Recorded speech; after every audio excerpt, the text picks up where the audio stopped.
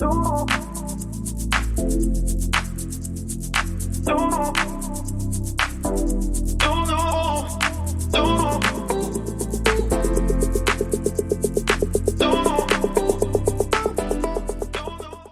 this is Tiara, Hello, this is Ali.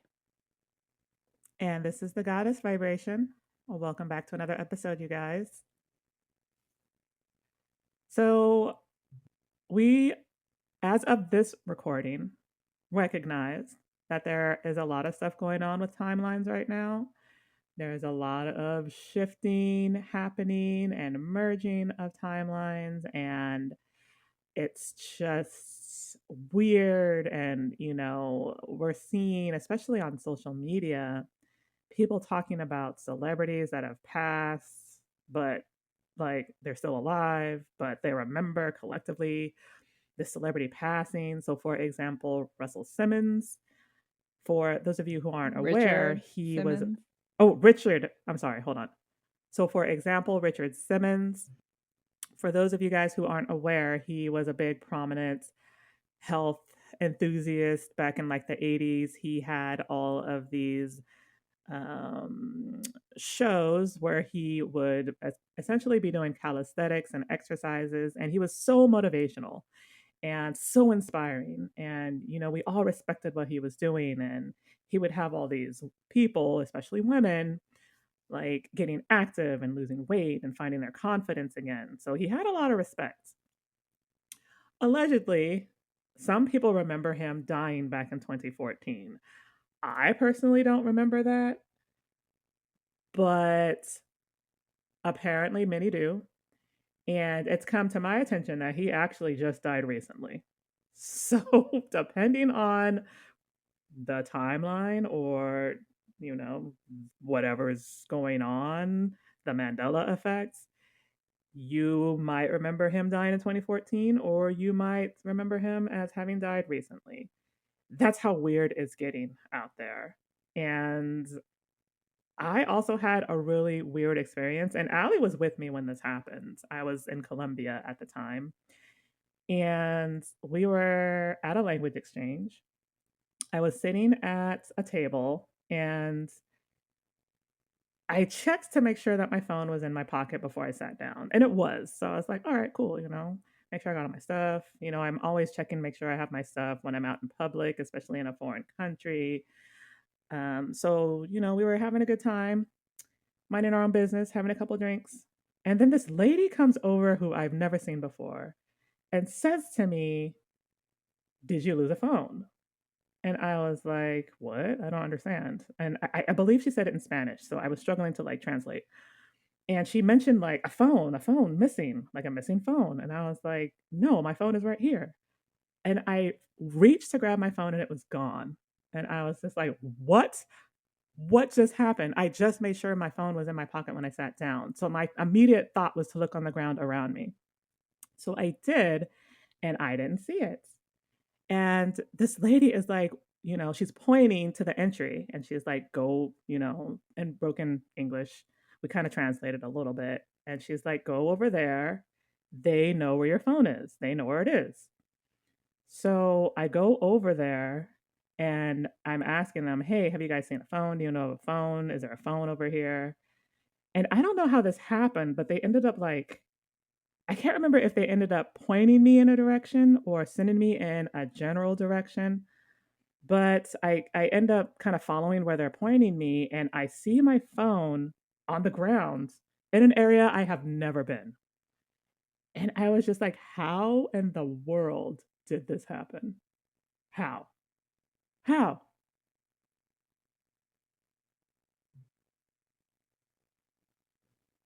We don't know how. It was weird. It's weird out there. I don't really know,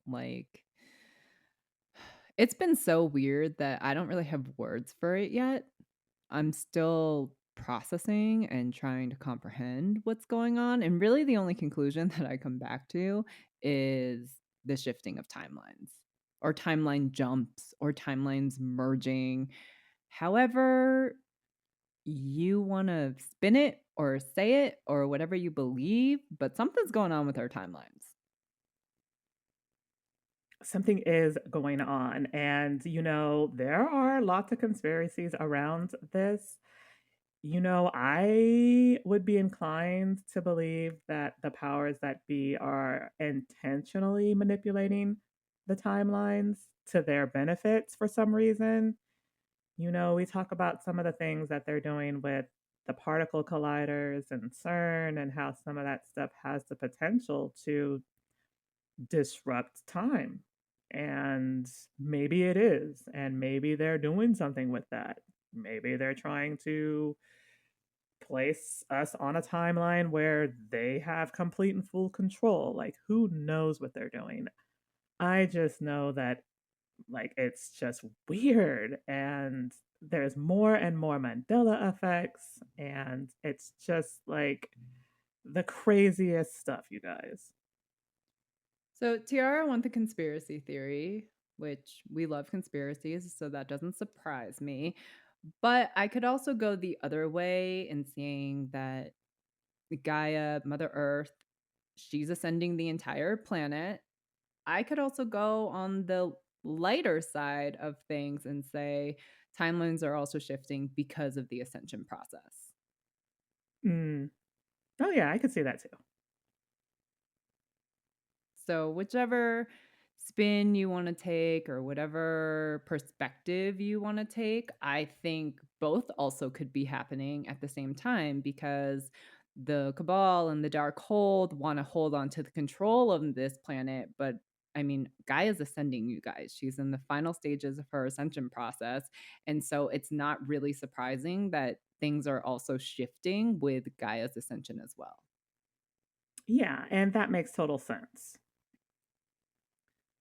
I just know that, like, seeing a lot of things on there, especially again on social media, and it's of our nature to try to find explanations for things that we don't understand, and oftentimes it falls into the conspiracy category. And conspiracies are fun, but no, it makes total sense if we are getting into the final stages of ascension that we could be seeing timelines shifting explicitly for that reason. That makes sense. So it really just depends because I have also seen on social media, especially TikTok, everyone talking about the timeline shifts and the timeline jumps. And, some put it in the conspiracy category, but others are just like, no, this has to do with ascension. And, I think some people are going to shift with Gaia, obviously, into the higher timelines, the higher dimensions. And then other people are going to stay in the 3D timelines. I think it's just, I definitely believe stuff is happening with timelines. It just kind of depends on where you fall in the spectrum in terms of your ascension process.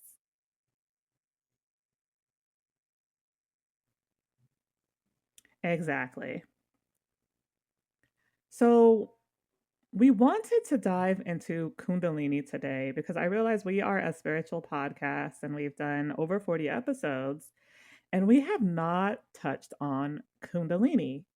And, We have a little Kundalini, bit. a little bit. I think you're right. Yes, we have in other episodes. But I thought it would be fun to dedicate a whole episode to Kundalini just because it's such a fascinating concept. And there are actual modalities and practices that are explicitly dedicated to Kundalini and making that energy move and rise. So I want to talk a little bit about what Kundalini actually is because there seems to be lots of different interpretations and opinions on what it is, as with most things for whatever reason. But what I'm going to share is just strictly from like the original interpretation of what Kundalini is. And then I'm going to share a little bit about other beliefs around it. I pulled this initial information from Wikipedia. Now, I know Wikipedia isn't exactly like the most thorough information source. This was just kind of a starting place. I have my opinions about Wikipedia too, but the information made a lot of sense and I validated it with other sources. So the definition here describes Kundalini as a form of divine feminine energy that sits at the base of the spine. It's tied to the Indian concept of Shaiva Tantra, and the belief is that this energy can be awakened, and once awakened, it rises up through the spine and up to the crown chakra to activate enlightenment, spiritual awakening, and bliss states. Now, some of the other definitions I've seen of Kundalini are that essentially, in a nutshell, it is our unawakened potential. And I could see both being true. I just feel like Kundalini is more detailed and specific than that. It's essentially a specific form of energy and it can be activated and it can be utilized in order to create these forms of awakening and expanded states of consciousness. And I just think that's the coolest freaking thing, personally. Have you been working on your Kundalini recently? Not recently, but I have like felt things like stirrings in my body that feel like electricity, that feel like movements, that feel like thumps, like that kind of thing. And I don't know necessarily if it's Kundalini. I just know that I have felt some of those stirrings, which I'll talk about later. But like as far as like a practice for awakening Kundalini, like actively, I don't. Okay. I think Kundalini can happen differently for everyone. I know for a lot of people, it doesn't happen naturally. I know a lot of people have to put work into it. Like, for example, yoga Kundalini is a really big thing. Yeah. I also know like meditation Kundalini is a big thing, or guided meditations for quicker activation, which may or may not work depending on your level of concentration because meditating is hard. Oh, it is hard, especially if you have a really active mind like I do. Like when I first started trying to meditate, it was just like the most impossible thing ever. Like I would sit there and try it, and then I would get frustrated because I wasn't doing it. Like it wasn't working the way I quote unquote thought it should be working. So then I'd be like, well, why am I doing this? Ultimately, like meditation shouldn't be about meditation. It should be about finding ways to quiet the mind. And I eventually did with like using tricks. And for me, that trick was trying to quiet the mind through mantra. So, and I've said this to people who struggle with the same thing. Like sometimes you can just think of a word or a mantra and repeat it over and over again. And eventually the mind does turn off. It's just, it takes practice. But yes, meditation is hard. And, they say if you want to awaken Kundalini, that it can be done through meditation, as Ali stated. But some of the other things I've seen people try is like the tantric stuff is really big, but also like the yoga, the asanas, and the chanting. And, Ali mentioned the yoga Kundalini, which is like a huge thing where like people are going into these sessions with the intent of activating the Kundalini, trying to get to the Kundalini awakening. And the thing about it is that there is a big difference between awakening the Kundalini and the Kundalini activations, which are sometimes also referred to as Kundalini stirrings. They're very different and they can affect you differently depending on whether or not you have been prepared for the activation of Kundalini, because Kundalini is powerful and there's a right way to go about trying to activate it. And then if you're not properly prepared or if it happens to you spontaneously, it can lead to something called Kundalini syndrome. And I've even seen some people talk about something called Kundalini psychosis. So, as with many things, we're talking about energies, and energies are powerful. And Kundalini energy is also a very powerful energy.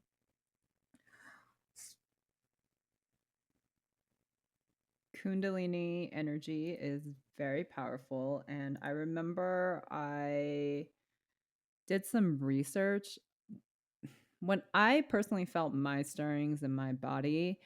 I was just like, okay, this is cool. I'm just going to figure out how to push it through. And I don't know when this happened, but something inside of me, because I'm very connected to my intuition, something inside of me was just like, hold up. You need to take a step backwards. You really should do some research. And so I hit the internet, and that's when I found the Kundalini psychosis. And I was just like, whoa, this is a very real thing. And if you are not ready for it, like, there are quote unquote dangers or warnings. And I mean, no one wants to experience psychosis. Psychosis should be and is a very serious thing.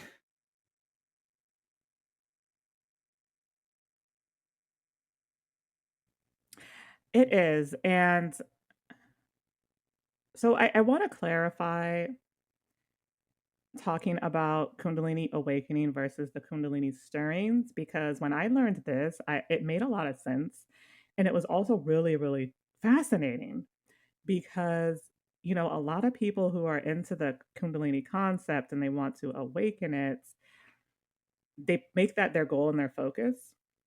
But Kundalini can also be activated or triggered without creating a full awakening. So what Ali's referring to, especially when you're talking about like feeling it in the body or like feeling energies moving around and it doesn't really make sense, and like maybe you're feeling like jerks and like heat and that kind of thing. Those are Kundalini stirrings or Kundalini activations. So the Kundalini is moving in the body, but it's not going up the spine fully and leading to a full awakening. In order for it to be an awakening, it needs to rise up through the spine all the way to the crown chakra. And then once that happens, it's supposed to shift into like this permanent state of awakening that leads you towards self actualization and self realization. Now, for a lot of people, myself included, it's mostly just been stirrings or feeling things. And, I have personally experimented with Tantra. And I feel like I need to clarify Tantra because in the West, we have this belief of Tantra as being very, very sexual. And it's like, the goal is like all these really intricate sexual positions and it's all about pleasure. And that's really not what traditional Tantra was. Traditional Tantra was sacred alchemy. So it was taking sexual energy and then transmuting it into, you know, spiritual cleansing or using that energy to help you achieve actualization. So, I've experimented with it and through meditation, and I did experience a Kundalini activation. And it was so weird because I felt the energy go up through my spine. I felt it like in my sacral, and it rose up to my heart chakra. And for whatever reason, I think it got stuck there. Like the energy just kind of got stuck in that spot. And I just started laughing, like laughing uncontrollably. And I felt my body like jerking and moving around and I couldn't control it. And I looked like I was going insane and I was laying down at the time. So, thank God, like I wasn't able to like harm myself or like knock anything off the wall. But It was just like uncontrollable laughing, uncontrollable movements. And then at some point, like it turned into uncontrollable crying. And that's kind of an example of how Kundalini can affect you and affect your body. Because at the end of the day, yeah, it's energetic, but it's also physical and it's also mental. Now, I had to like go through breathing exercises to kind of get my body to ground a little bit and shift out of that state. But it was really, really interesting. And that was probably my first real experience with Kundalini movement, if that makes sense. I have a question. So you didn't feel it at the base of your spine?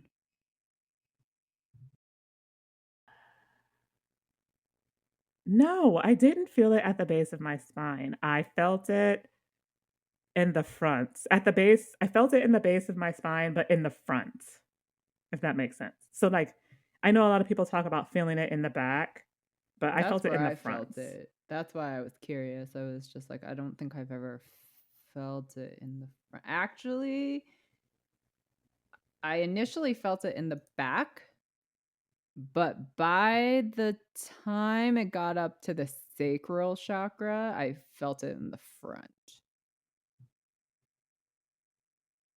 Oh, okay. So it's not just me then. Yeah, but I initially felt it in the base of my spine. That's how I knew I was actually having a true awakening, is because it was stirring in the base of my spine. What did it feel like? What did it feel like?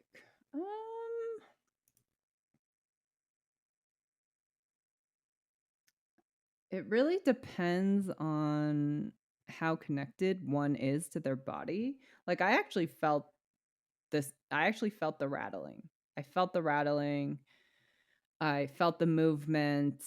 I felt, because a kundalini is essentially like a spiral. It's a snake spiral. It's just a snake curled up, and I felt it on spiraling so it could move up my body. Yeah, so I didn't realize this until recently that, and you've talked about this before, that like the snake is like the official symbol for Kundalini. So I don't know if any of you guys have seen some of the symbolism where it's like a snake crawling up around a pole, wrapped around a pole, but going upwards. It's the same concept. It's the Kundalini rising, and it kind of does like this spiral process going up the spine all the way up to the crown chakra. And some people swear that they can feel all of it, that they can Yeah, I feel the did. snake, I did. yeah, like rising all the way up. And that just Yep. blows my mind. Yeah, I felt the awakening, and then I felt it rising up, but I knew that I was having issues with my throat chakra when it was happening, and I Ah. knew and I knew that the snake was going to get stuck, and that was it for me. And I felt it get to my throat, and then I just felt it like hit a wall, and then it was over. Like I had to try again. So the thing with Kundalini rising is that it will often like get stuck in the chakras that have blockages or that have something Correct. there that needs to be cleared, or maybe there's karma there. So, in theory, the Kundalini is supposed to kind of show you what the blockage is. So, like for me, I think the laughing and the crying was reflective of stuff that was stuck in my heart chakra, as an example. So I think it varies from person to person, but yeah, if it gets stuck, then it's indicating that there's a blockage in your chakra. And then once you clear those blockages, it's supposed to eventually rise all the way to the crown. And then lead to like, profound enlightenment. At least that's the theory. No, it Now, does. interesting. I mean, it does. I don't really understand why that's a theory, because it does. Okay. Well, I don't I've never experienced it. I don't know many who have. Which is Well, so I interesting have. because everyone's That's why. Just like, no, I definitely have. I've experienced it and it was crazy. But no, I mean it's just it's kind of like a full awakening is really the best way to describe it in new age terms. It's like a full awakening and it's like you see things in ways that you couldn't see things before, and that's really the whole point of Mm, levels of consciousness and raising your levels of consciousness. very interesting. Now, on the flip side, Kundalini and messing with that energy can be dangerous. And I went and I looked a little bit, I looked online about this a little bit, and I stumbled upon a man named Sadhguru. And, he's this big Indian guru who talks a lot about yoga. And he's got this, not just yoga, but like states of enlightenment and, how to expand and how to become your best and highest version of yourself. And he has some really interesting beliefs around Kundalini rising, and he talks explicitly about Kundalini yoga. And in his opinion, he says that Kundalini yoga is the most dangerous form of yoga. Now, I thought that was a little extreme just because, like, when you think of yoga, you think of something positive, and, yoga is healthy and it's supposed to make you feel better and, it can keep you fit. So I was a little surprised to see him say that, but when he talks about why, it actually makes a lot of sense.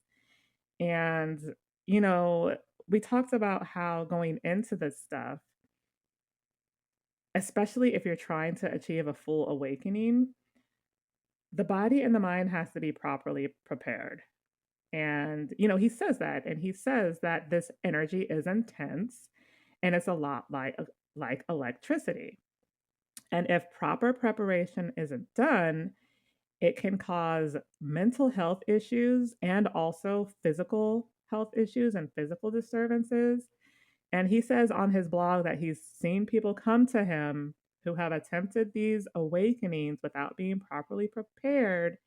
And now they've got some type of problem going on that needs to be resolved. So I just want to share what he says. Like, these are his words explicitly. And I just thought the way he described it was so good. And he actually does like this analogy about it being like producing energy, like on Earth, how we produce energy for electricity. He views Kundalini as like something very similar. So, this is what he says. Again, these are his words. One of the ways that we do it is through nuclear reactors. It is the most efficient way of producing energy that we know right now, but it is also the most dangerous way, isn't it? When things are going right, it is the easiest and best way to produce energy on the planet. But when things go wrong, they go seriously wrong in ways that you can't fix. Similarly to Kundalini Yoga, it is the most potent and it is the most dangerous. Without the necessary preparation, without constant expert guidance and observation, no one should ever attempt it. And I just thought that that was so profound that, we find these things and we hop on board and we get all excited about it without fully thinking about the ramifications if we are not properly prepared. And one of those ramifications is something called Kundalini syndrome, and also something called Kundalini psychosis. And I did not know that was a thing until I started doing research on this. I had no idea that it could get that crazy.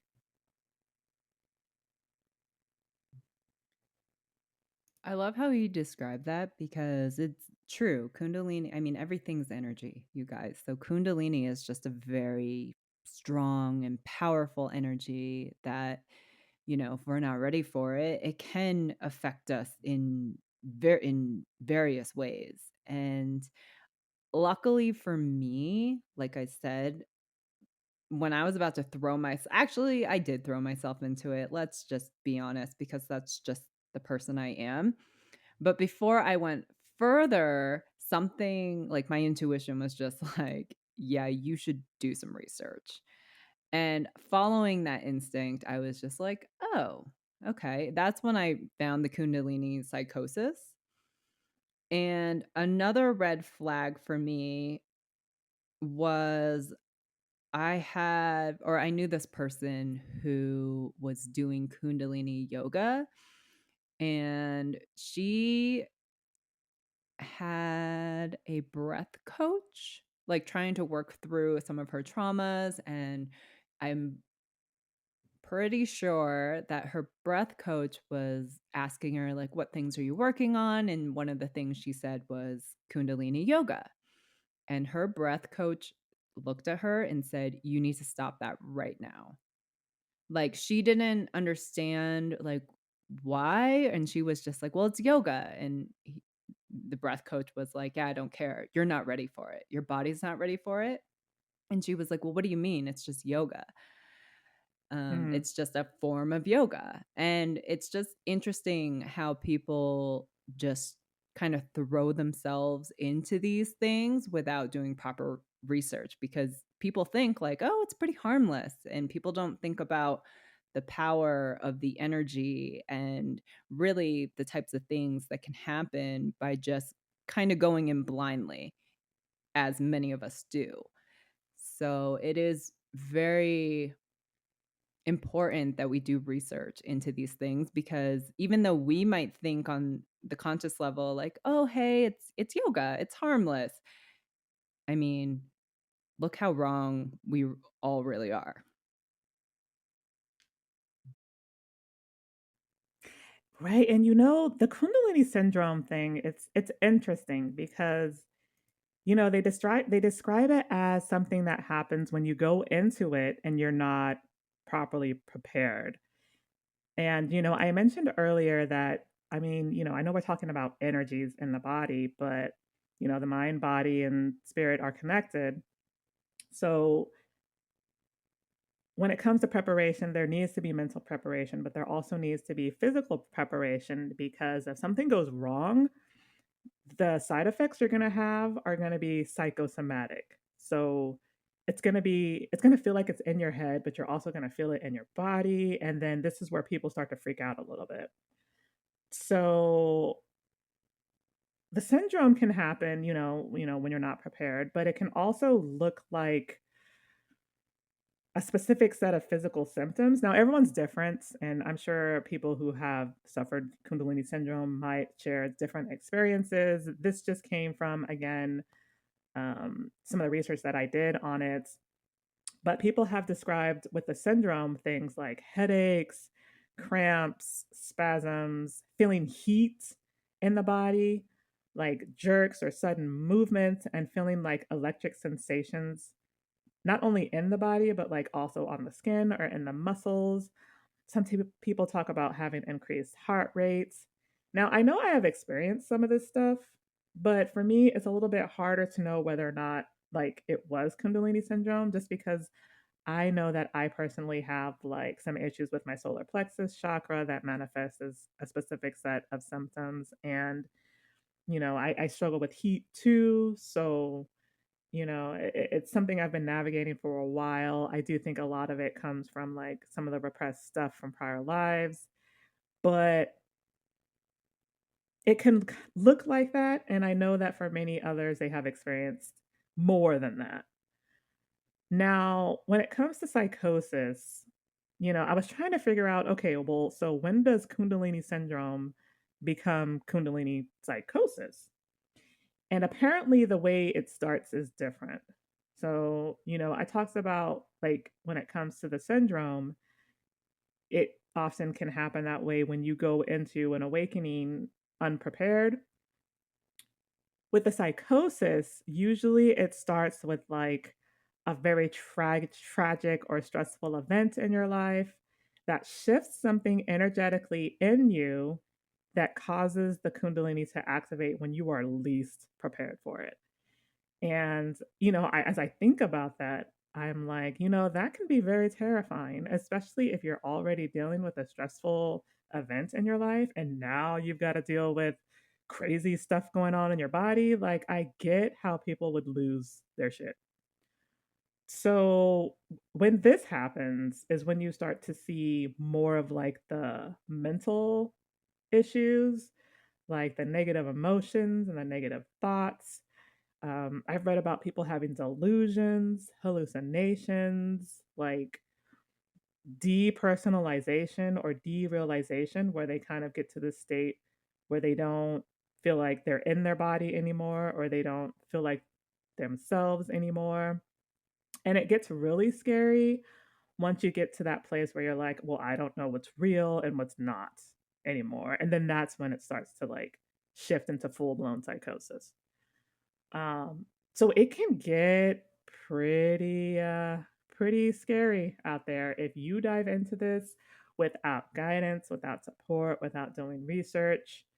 Um, my heart goes out to those people who have had like the sudden activations with no context for what's happening to them, because I have read about that happening to people where they are minding their own business, living their lives, something happens, kundalini activates, they don't know what it is, and now they're being committed. So, it can be tricky to navigate if you have not really done the proper research on, how to nourish and properly support a Kundalini awakening, which is why we talk about these things. Because if you want to step into something like this, we want you guys to be prepared. We absolutely do. And I think what's unfortunate about what Tiara just said is you could just be, living your life and all of a sudden a Kundalini happens and then you don't know where it came from or why it's there. Right. And in those situations, my heart absolutely goes out to the people who has experienced that because for most people kind of like Tiara and I, like we kind of just jumped into it because it sounded cool and we're just like, "Oh, what's the harm in it?" And again, I didn't do the research. Luckily, like my next go around, my intuition just kicked in and was like, "You need to look this up." And I did Mm, because I do yeah. listen to my intuition. And so it's really about being informed, but it's also knowing your body. Like, I feel like a lot of Absolutely. people jump into these things and they don't know if they're ready for it or not, which is why I shared the example of this person who I knew whose breath coach work was just like, you need to stop doing kundalini yoga. And, it's just one of those things that sounds harmless, but no one actually really knows like the power of the kundalini. And if you don't know that, that's when it becomes very dangerous. And that's why it's so important, even with new age concepts, to be informed. I was thinking about that breath coach and I was like, oh my gosh, what a good coach. Like, bravo on that individual for having the insight to protect their clients. And I wish more people did that kind of thing. Absolutely. No, I 1000% agree. You know, we were talking about this happening spontaneously, like, and, my heart going out to these people. Like, can you imagine living your life and having no idea what Kundalini is, or like Kundalini rising or Kundalini activations? And then next thing you know, like someone you love dies, and you're feeling this knocking in your back and your spine, and like your mind is spiraling, and you don't know where to go or who to talk to, and you think you're losing your shit. Like, I just can't imagine. I can't imagine, and it's just wild to think that something like that happens to people out of nowhere.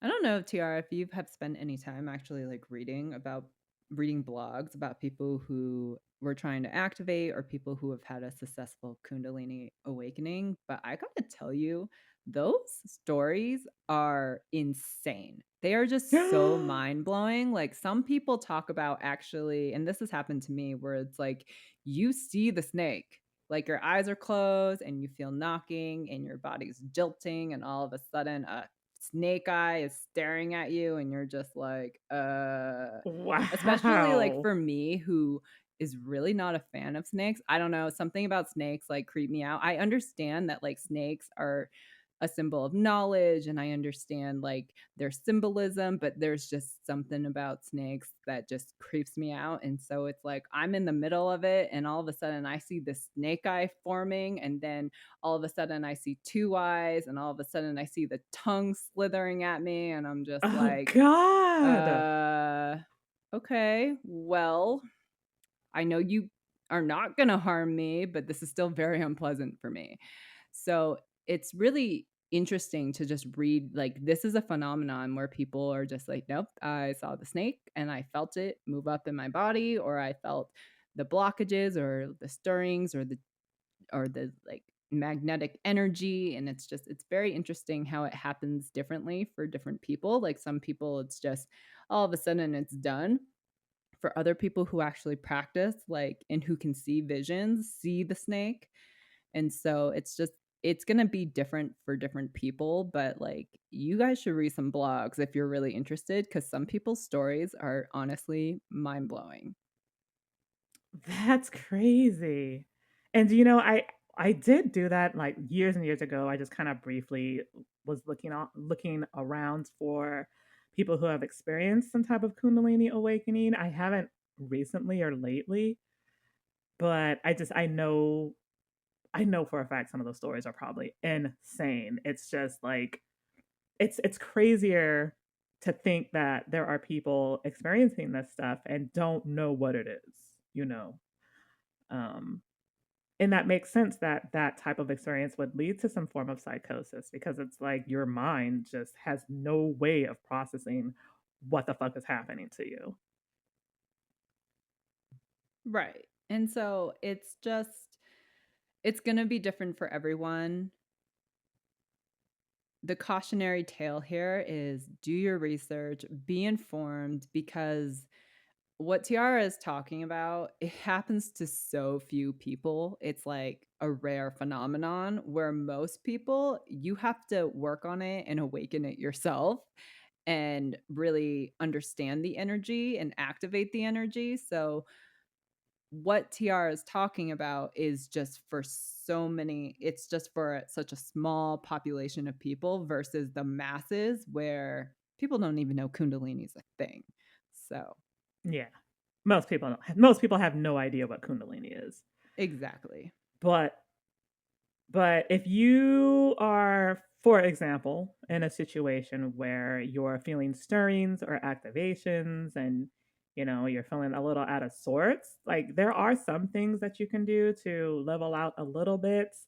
I know that the advice I've seen the most often is the need for grounding and grounding yourself and like really focusing on extensive self-care, but for some people, they need a little bit more than that. Like, if you are experiencing Kundalini syndrome and it's really disrupting your life, I would recommend looking for a Kundalini expert or getting some type of spiritual support or something along those lines. But you certainly don't want to attempt to manage that yourself. I mean, you can, and I know a lot of people do that, but at least me personally, I am of the opinion that if you're going to navigate into the realm of Kundalini awakening or Kundalini activations, or even if you're dealing with some of these stirrings or activations, really look for a support or a coach or a guide or someone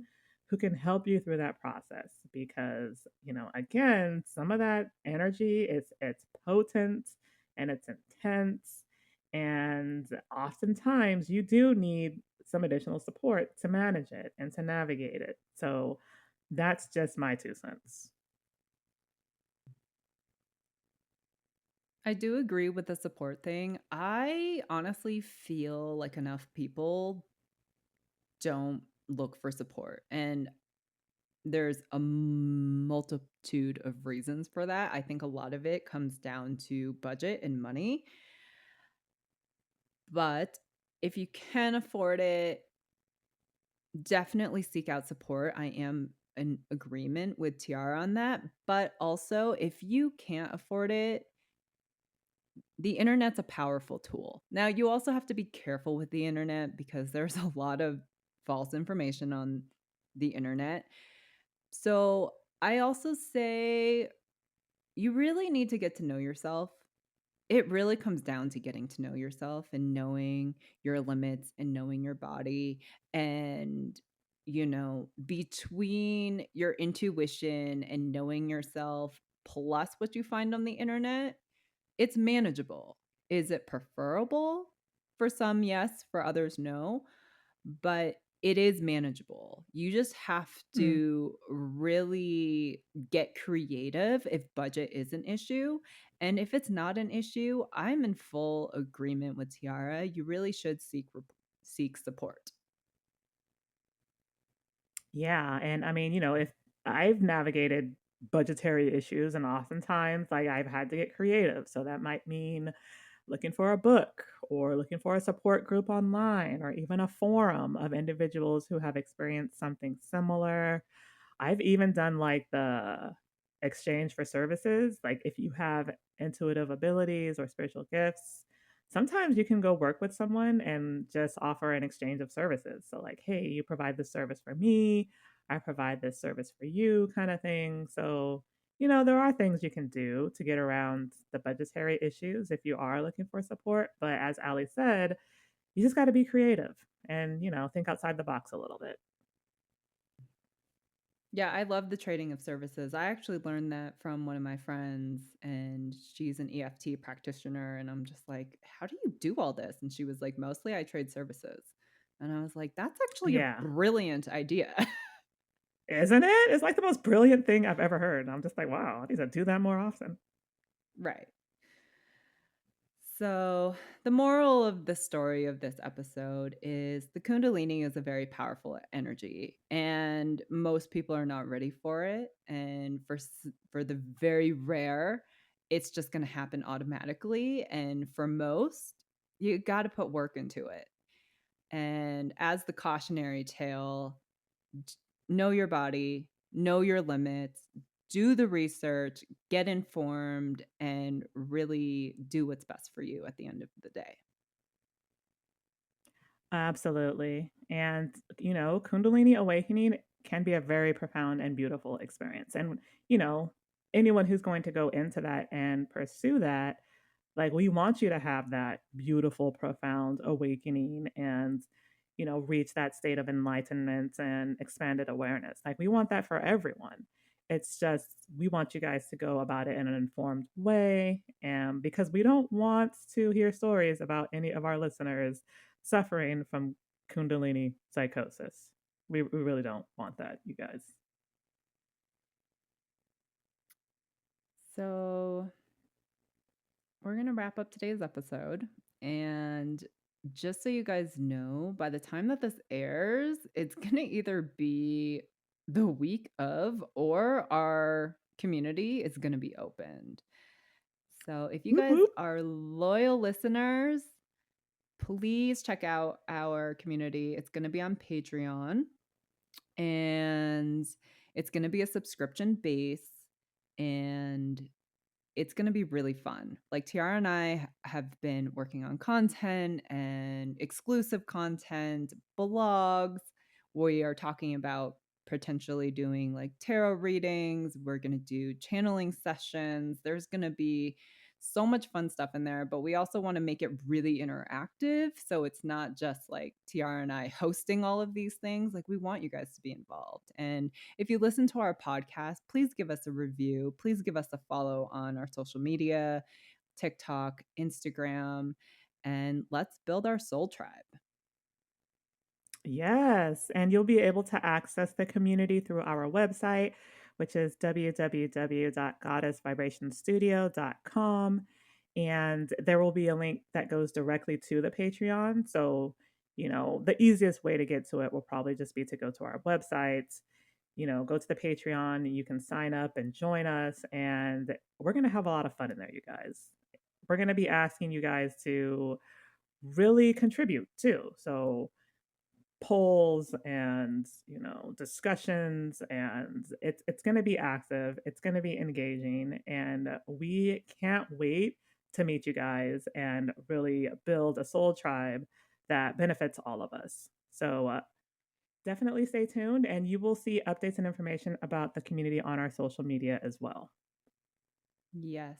So thank you, everyone, and have a great week. And we will catch you next week. Okay, thanks you guys.